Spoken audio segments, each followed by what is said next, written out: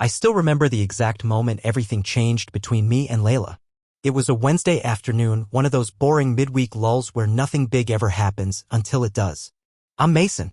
I'm 27 years old, living in Grand Rapids, Michigan.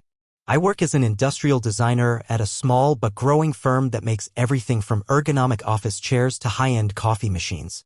That last part's relevant, unfortunately. Layla, my girlfriend of almost 3 years, had mentioned her machine was acting up again, some little part that had cracked. I had already ordered the replacement and finally got around to dropping it off at her place. She wasn't expecting me that day.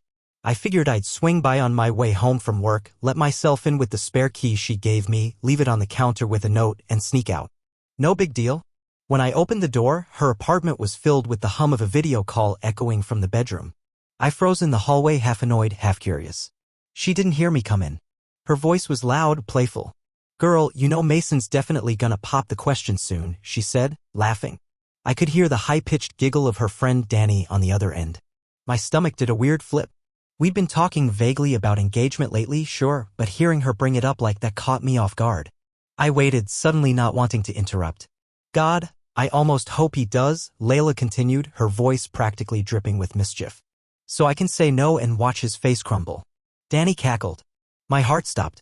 I stood there, frozen in place, holding a tiny box of plastic and metal meant to fix her stupid cappuccino maker.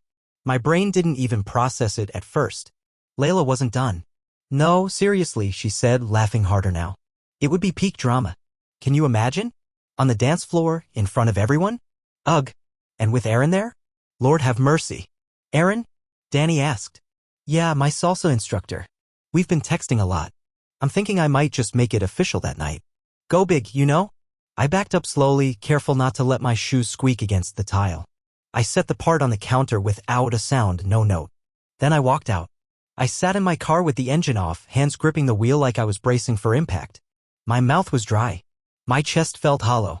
I kept replaying her words, watch his face crumble, like it was something to look forward to. Like it was entertainment. I didn't cry. I didn't yell. I didn't even text her. I just sat there, breathing in silence, while the girl I thought I might spend my life with casually rehearsed the scene of my humiliation for a laugh. Something cracked open inside me that day, not the kind of break that heals, but the kind that makes you reevaluate everything. And that's when I knew something much darker was coming. The next morning felt different. Not just emotionally, physically. My chest was tight, like someone had strapped a weight to it overnight. I barely slept. I went through the motions, shower, coffee, check email. But I couldn't stop thinking about what I heard the day before. I kept hoping I'd imagined it, that I'd misheard something, that Layla had been joking in some horrible, out-of-context way. But I knew better. I'd heard the tone in her voice. She meant it. I stopped by her place again that morning, same as usual. She'd left her door unlocked for me, said she was running late for class and needed someone to walk her dog. I think part of me wanted to see her face, to test if she'd look at me the same, if there'd be a trace of guilt. But she kissed me on the cheek like nothing had happened, handed me the leash, and disappeared into the hallway. That's when I saw it, her phone on the kitchen counter. Unlocked. The screen still glowing. She must have just checked a message before walking out. Normally, I wouldn't touch it. That's not who I am. But this wasn't normal anymore. A message was sitting right there. From Aaron. "Friday night's gonna be wild. Can't wait to see his dumb little face. Woman dancing fire." My stomach turned. I tapped the thread. Messages flew up the screen, one after another, all in that same sarcastic, mocking tone. "He still has no clue? LOL, none. He thinks I'm planning a big moment. I am, just not for him. Can't believe you're letting him walk into that. He deserves it. He's so boring, Danny, and I thought we'd at least make a show out of it." There it was, a full conversation between Layla and Aaron. Some from the night before. Some from last week. I saw references to a group chat with Danny and others. Plans to corner me into proposing at the club's salsa night, then pull the rug out from under me for maximum embarrassment. Apparently Layla had been dropping hints, egging people on, even hyping it up as the moment Mason gets his heart ripped out on the dance floor. They were calling it the finale. I felt sick. I quietly screenshotted everything. The texts with Aaron. The ones with Danny. The calendar notes. Even the private group messages where my name was the punchline. Then I airdropped the screenshots to my own phone and deleted the transfers. When I finished, I looked up and caught my reflection in the kitchen window. I looked like hell. Pale. Tired. Betrayed. Who was she? That's when I realized something else. I wasn't going to give her the satisfaction of a private meltdown. No yelling match in her kitchen. No begging for answers. She didn't deserve that. She wanted a stage. She'd get one. Just not the performance she was expecting. By Thursday afternoon, Layla was glowing. I don't mean in some metaphorical way. I mean literally, her skin looked dewy, her makeup was flawless, and she'd started wearing brighter colors like she was already celebrating something. To anyone else, she looked like a woman excited about life. To me, she looked like someone rehearsing for a show. We were sitting at her favorite brunch spot sipping overpriced lattes when she hit me with it. So, she said, drawing out the word. Guess what's happening Friday night? I played dumb. What's Friday? She grinned, wide and eager. Salsa night. The club's doing this special thing, like, the owners are hosting, tons of dancers coming out, big crowd. Danny's going. Aaron will be there, obviously. We should dress up and make a night of it. I sipped my drink, kept my expression soft. Sure. Sounds fun. She gave me a sideways look, that fake shy kind where she pretends not to be fishing for something. You know, she said, twirling a spoon between her fingers, a night like that, it's the kind of night where something big could happen. Right? I smiled. Yeah. Could be. She lit up, exactly the reaction she wanted, or so she thought. After brunch, she sent me a playlist for the vibe and even texted a link to a suit she liked, just in case I felt like looking sharp. Her tone was gentle, flirtatious, calculated. I spent the rest of the day keeping up the act. But inside I was boiling, not with rage. With clarity. I thought back to our first year together, how excited I'd been to meet someone like her. She was funny, magnetic, full of life. She taught me how to dance, dragged me to classes I never would have tried, helped me loosen up. I thought she was wild in the best way. But now I realized all that charm was a mask. Her energy wasn't about lifting people up. It was about pulling attention to herself. Everything had to be on her terms. She didn't want a partner. She wanted an audience. And I had played the fool long enough. That afternoon, I took a long walk around the park near my place. I listened to the messages again, one by one, just to let it all sink in. I wasn't questioning anything anymore. Not whether I should confront her. Not whether I deserved better. Not whether it was too harsh to do this in public. Because the truth was, she'd already made it public. She wanted a crowd? Fine. She could have one. But she wouldn't be the one holding the spotlight. That night, I pulled out the outfit she liked, a charcoal blazer, clean white shirt, dark jeans, and hung it up neatly. I even polished my shoes. Not for her. For me. Tomorrow, I'd be playing a role. Calm. Loving. Clueless. Right up until I wasn't. Friday night hit different. I picked up Layla at 7 sharp and she practically floated down the steps of her apartment in a red dress that clung to her like a warning. Her hair was done up, earrings sparkling, that signature confidence radiating off her like stage lights were already on her face. You clean up nice, she said, brushing imaginary lint from my jacket sleeve. You too, I replied, and I meant it. She looked incredible. It was just hard to forget what I knew behind the dress, the smile, the casual flirtation she thought I didn't see through anymore. The club was packed. Warm light spilled from the windows, Latin music pulsed through the floorboards, and the smell of citrus and cologne hung in the air like tension. Everyone was there, dancers we'd met through her classes, her friends from work, even a few people I didn't recognize but could tell were in on the plan by the way they glanced at us with barely concealed smirks. Aaron was leaning against a speaker when we walked in. Tall, smug, leaning back like he owned the air around him. His shirt was unbuttoned just enough to show a hint of tattoo, probably on purpose. Layla caught his eye immediately and gave him a look I'd never seen her give me. Not even in our best moments. He raised his eyebrows. She smiled and waved like they hadn't already coordinated the night through dozens of messages. Layla worked the room like she was hosting a gala. Hugs, cheek kisses, laughter that sounded just a touch too rehearsed. She introduced me to people like I was a last-minute plus one. No hand on my back. No proud smile. Just this is Mason, like I tagged along. I nodded and smiled. Said nothing more than I had to. Around 10:30, the music shifted, slower, more dramatic. A voice on the mic announced the upcoming finale set, and Layla's eyes lit up. She grabbed my arm gently, steering me toward the dance floor. Her eyes flitting toward Danny, who had her phone up, already recording. Mason, she said sweetly, her voice lilting with feigned surprise. You're being so quiet tonight. Just taking it all in, I said. You sure you don't have something you want to say? She teased. Loud enough for a couple people nearby to hear. Phones were coming out now. People were nudging each other. The moment was building, her moment. She stepped back just slightly, lips parted, eyes bright, like she was daring me to kneel. And so I did. I dropped to one knee as the music faded into a soft instrumental, and just like that, the room tilted. Phones came up. I heard someone gasp. Someone else whispered, "Oh my God, it's happening." Danny's camera phone was up and steady, already filming from the best angle. Layla's face broke into a glowing, camera-ready smile. She didn't even try to hide it. Her hand rose to her chest like she was shocked, like she hadn't spent weeks crafting this exact scene. Her friends leaned in from all sides, eager to see the grand gesture, ready to soak in the spectacle of a man bearing his soul. Layla leaned toward me, eyes locked on my hands, expecting the little velvet box, expecting a ring. Instead, I reached into my jacket pocket and pulled out my phone. Confusion flickered across her face. Then I spoke. "I'm not here to propose," I said, voice steady but loud enough to cut through the music. "I'm here to leave." You could have heard a pin drop. Layla froze, her smile flickering like a candle caught in wind. Her lips parted, then closed again. Danny's phone dropped slightly. A couple of people lowered their cameras, unsure if this was still part of the show or something else entirely. I stood up slowly, holding my phone up like a cue card. "I want to read something real quick," I said, tapping the screen. Then I started reading. LOL none. He thinks I'm planning a big moment. I am. Just not for him. Pause. I let it settle. The word stung even now. Can you believe you're letting him walk into that? Another beat. Peak drama. Can't wait to see his dumb little face. There were murmurs now. A few gasps. I saw Danny's hand cover her mouth. Erin stiffened against the wall, no longer leaning so coolly. Layla had gone still, her eyes wide with horror.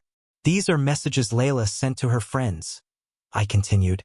"About this night, this moment, about humiliating me." I turned slightly, facing the crowd. "I thought I was coming here to dance, to maybe ask someone I loved to spend her life with me. Turns out I was the entertainment. A live sacrifice for the finale set." Silence. No one moved. Even the DJ had stopped whatever he was cueing next. Layla finally found her voice. "Mason, this isn't what you think." "No," I cut her off. "Because it's exactly what I think. You planned to embarrass me. You joked about it. You involved other people in it. You strung me along so you could humiliate me in front of a crowd." I looked around again. "Well, here's your moment." I tucked my phone into my pocket, straightened my blazer, and turned back to Layla. "You said you wanted to watch my face crumble," I said. "But I'm not broken." I stepped back. "I'm done." Then I walked off the floor, leaving Layla standing there, lips parted, frozen in the spotlight she begged for. But it wasn't shining the way she'd planned. I didn't rush. I walked calmly toward the edge of the dance floor, heart pounding but legs steady. Behind me, the room shifted from shocked silence to scattered whispers, then rising waves of discomfort. People started lowering their phones. A few turned off their cameras altogether. The spell had broken. Layla was still frozen in place. One heel slightly lifted, like she didn't know whether to run or drop to the floor. Her red dress that had shimmered under the lights now looked oddly loud. Too bright, like it didn't belong here anymore. That's when Danny spoke up. Not loudly, just enough to carry. "I told you not to go through with it," she said, her voice shaky. "I told you it was cruel." Heads turned toward her. Layla snapped around, her mouth tightening. "Are you kidding me right now?" Danny backed up a step. "No. I told you this would blow up." "You laughed." Someone else chimed in, a girl I'd only met once at a barbecue. "Wait, this was real? You actually planned to humiliate him?" Layla's voice came sharp and desperate now. "It was a joke. God, everyone's so dramatic. We were just messing around." Aaron, who had stayed quiet so far, pushed off the wall and moved toward the side door. His hands were in his pockets, but I saw the stiffness in his posture, like he was trying not to bolt. Layla turned to him, her voice rising. "Aaron, seriously? You're just going to stand there?" He paused. This is too messy. And then he walked out. Layla stared after him, blinking hard like she couldn't believe what was happening. Her chest rose and fell fast. She turned back to the room, forcing a shaky smile. Okay, everyone's clearly confused. Mason, he must have misunderstood. No one misunderstood anything, I said, loud enough to cut her off. She turned toward me, eyes blazing now. You're really doing this? After everything I've done for you? The laugh that came out of me wasn't loud, just bitter. You mean what you did to me? The crowd had shifted now. Her friends, her little fan club, they weren't surrounding her anymore. They were drifting toward each other, murmuring, exchanging awkward glances. A few of them had already started slipping toward the exit, uncomfortable with the wreckage they'd been pulled into. One girl set her phone down and walked over to me. I'm really sorry, Mason. I didn't know it was like this. I nodded. It's not your fault. Layla looked around, chest heaving, jaw clenched like she was trying to find one familiar face to back her up. There weren't any left. For a woman who'd built the moment to destroy someone else's dignity, she was the only one now standing in the ruins. Exposed. Alone. I walked out of that club and didn't look back. The air outside was cool and still, like the night itself was giving me a moment to breathe. I stood by my car for a while, just letting the noise drain out of my head. My hands weren't shaking. My throat wasn't dry. I felt quiet. Not triumphant, not angry. Just done. I drove home in silence, windows down. The streets were mostly empty, and for once, so was my mind. The next morning, the messages started. First, a flood of texts from numbers I didn't recognize, people who were at the club, mostly. A few apologizing. A couple saying they'd had no idea. One or two even thanking me. Then Danny texted. Danny, I'm sorry. I should have said something earlier. You didn't deserve that. I read it and didn't reply right away. Maybe I would later. Maybe not. Later that day, I got a call from the jeweler, a reminder that the ring I'd been custom designing would be ready for pickup on Monday. I let the call go to voicemail. Then I called them back, calmly asked them to cancel the order. They offered store credit. I said no, just scrap the whole thing. I didn't want anything tied to her, not even metal. It wasn't just the betrayal. It was the way she laughed about it. The planning. The pride she took in setting me up. I used to think Layla was bold. Free-spirited. She made me feel like I was part of something exciting. Now I saw it for what it was, manipulation with a smile. Over the weekend, a couple friends from our shared circle reached out. Alex, bro? I don't even know what to say. That was brutal. But also, damn. You handled it like a boss. Mari, I heard everything. Layla's out of the dance group. The instructors didn't want drama in the studio. That made me pause. Layla loved that dance studio. It was the one thing she was consistent about. I imagined her showing up, trying to play it off, and getting told to leave. I wasn't happy about it. I didn't want revenge. But I wasn't sad either. That afternoon, I got a call from Danny. I let it ring, then picked up. Her voice was soft. I just wanted to say you were right to walk away. I told her not to do it. She thought it would be funny. Thanks, I said. I'm not mad at you. She was quiet for a moment. If you ever want to talk, or I don't know, just get a drink and not talk about any of this. I'd be down. I didn't say yes. I didn't say no. Maybe I said. Right now, I just need space. Yeah. Of course. We hung up. I turned my phone off for the rest of the night. I wasn't planning anything. I wasn't plotting. I was just letting it all go. 2 weeks later, I felt lighter. Not in a poetic, everything's beautiful again way, just in a real, grounded way. Like someone had finally taken the weight off my shoulders that I didn't even know I was carrying. Work had picked up again, and I found myself staying late at the studio, tinkering with new prototypes, sketching ideas, getting back into that focused zone I used to love. The music I listened to wasn't moody anymore. It was just background noise. Nothing needed to match my emotions. That was progress. One evening, as I was packing up my laptop, my phone buzzed. A number I didn't recognize, but I answered anyway. Hey, the voice said. It's Aaron. For a second, I thought it was a prank. Then I realized no, it was him. The salsa guy. The other half of Layla's plan. I just figured I'd reach out, he said awkwardly. Wanted to say, I'm not seeing Layla anymore. Not after all that. I didn't say anything. He filled the silence like most people do when they're not used to being held accountable. I didn't know it'd go that far, he said. Thought it was all jokes. But, yeah, it got out of hand. Yeah, I replied calmly. It did. More silence. Well, he said, I guess I just wanted to say good luck. You handled it better than most guys ever would. Thanks, I said. Then I hung up. No anger. No revenge speech. Just, done. That weekend, Danny texted again. Danny, gallery opening Friday night. Real casual. No pressure. Just thought of you. I sat with the message for a bit, sipping coffee in my kitchen. The place was quiet, warm, and finally mine again. No drama waiting to erupt. No fake affection. Just me in a space I didn't have to perform in. I didn't text back right away. I wasn't sure if I would go. Not because I didn't appreciate it, but because I finally had the option to choose things on my own terms. That, more than anything, felt like closure. It wasn't about revenge. It wasn't even about proving her wrong. It was about trusting myself again, my instincts, my boundaries, my voice. She wanted to rewrite my story into some cruel spectacle. But I took the pen back. And now, I get to decide what comes next.